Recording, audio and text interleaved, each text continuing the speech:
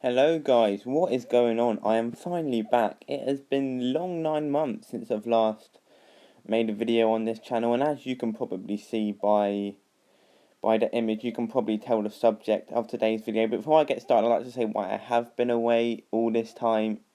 Yeah, I was in the channel, it was going kind of well, I guess. I've done about 5 videos on it, and I haven't done any in a long time because I've been focusing trying to train because I'm actually trying to get pro. And I probably won't make videos like every single day. It will probably be maybe one a week, two a week maybe. So my full attention won't be on this. But yeah.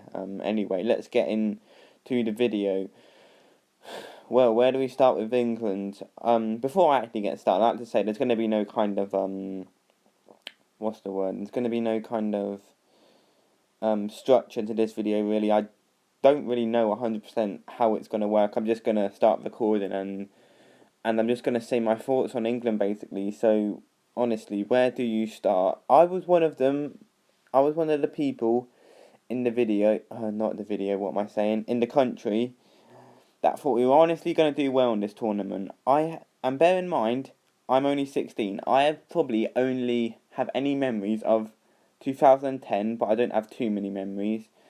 Obviously Euro 2008 we didn't get through, so I won't remember that anyway. And obviously Euro 2012, which we done not too bad in, but we probably could have done better. And the World Cup, and that's the only real big disappointment I've had so far in England. And this has to be ranking up there. Gotta be the worst, honestly. I just like to start with the performance. I watched the whole game, and honestly, it was hard to watch. It was absolutely dreadful, honest to God. I mean, these are Premier League footballers getting paid, most of them around 50, 60, 70,000 pound a week, and they were passing it, and they couldn't even pass it to their player. I'd like to say in the first half we were okay, until the Iceland goal went in. As soon as the Iceland goal went in, all these players that are meant to be coping with pressure just didn't. They just all caved in, and that's not what you want from an England fan. And it's happened time and time again. Maybe not in my lifetime, but I'm sure other England fans can remember. We have caved in basically in big moments, and I just can't put my finger on it. You see these Premier League players, they play for their club, the likes of Dele Alli, who's on the screen now, who has had a fantastic season. I am one of Dele Alli's biggest fans. I think he's a great player, even though I am a Liverpool fan.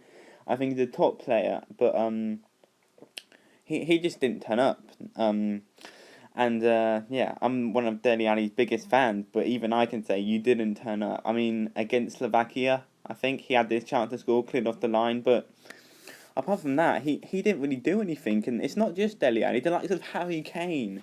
Harry Kane, I thought he was going to have a top season, a top tournament rather. I thought he was going to score at least 2 or 3 goals. He's been a top goal scorer, another player who I rate highly, and I think one day could be one of the best strikers in the world, if not is already. And yeah, obviously 26 goals I think it was this season, and for him to do what he done is just, it's not on. Okay, you can say he didn't get the service, which I kind of do agree with, and that he probably, if he got the service, he would have got more goals. But still, Harry Kane, think of a lot of his goals last season. He didn't get service for all of them. He made them chances himself. He got in the right position, he got in the box, and he made that decision. And carrying on from Harry Kane, one of my biggest things for England this not World Cup, Euros, is why is Harry Kane taking set pieces? I can't stress this enough.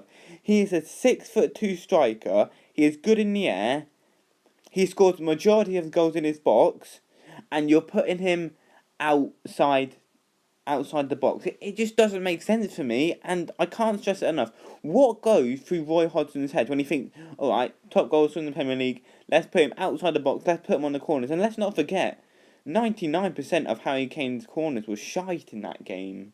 Well, in the tournament altogether. Especially in the Iceland game, every single time.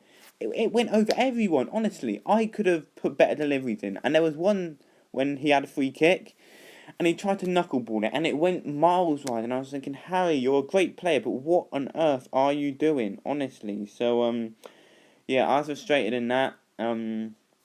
Another thing which I'm frustrated in is the Iceland game is obviously, what's his name? That Iceland player, Aaron Gunnarsson, I think it is. His throw-ins, and obviously that led to winning the goals.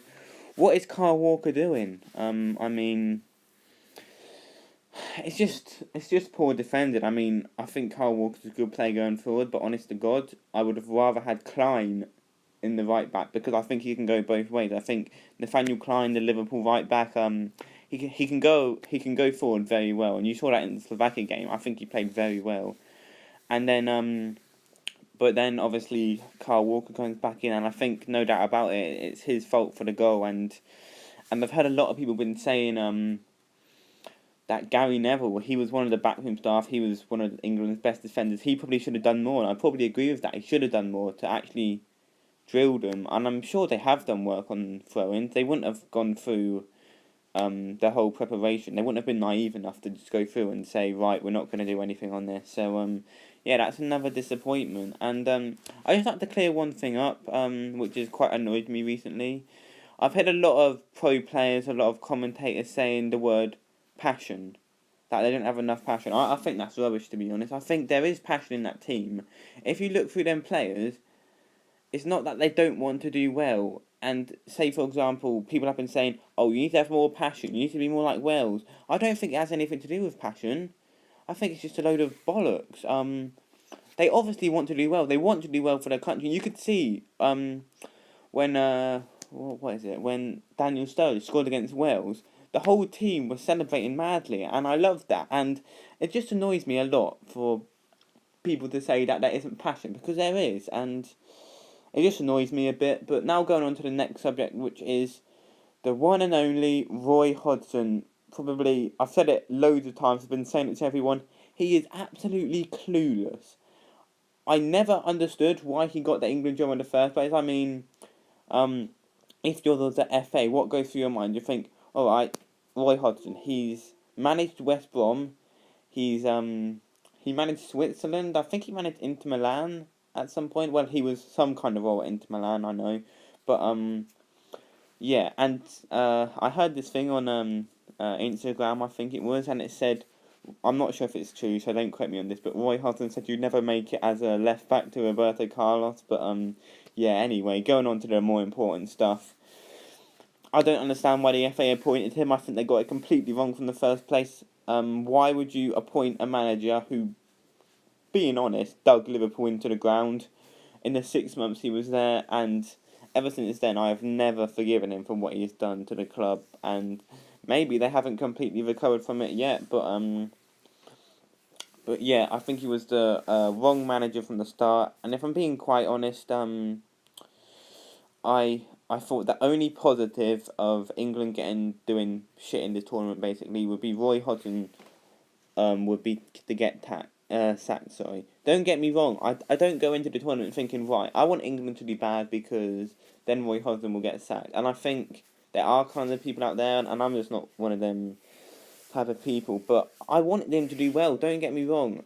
I wanted England to do well so bad. I wanted them to do well, and honestly, I thought they would do well. And I said, if we did well, it might be a bit silly of me, but I said if we do well, it's not going to be because of it's not going to be because of Roy Hodgson. I think it would be good as the players, and I stand by that. I think he is tactically pretty stupid. In all honesty, he's naive. Bringing Rashford on with like 4 minutes left, he probably won't be able to do anything in that time. So yeah, I hate to say I told you so to the FA, but I told you so. I thought he wouldn't do that well, and honestly, he didn't do very well. Now going on to the next subject, which I'll probably spend most of the time for the rest of this video on, is the New England manager. And to be honest, there is no outstanding candidates. Yeah,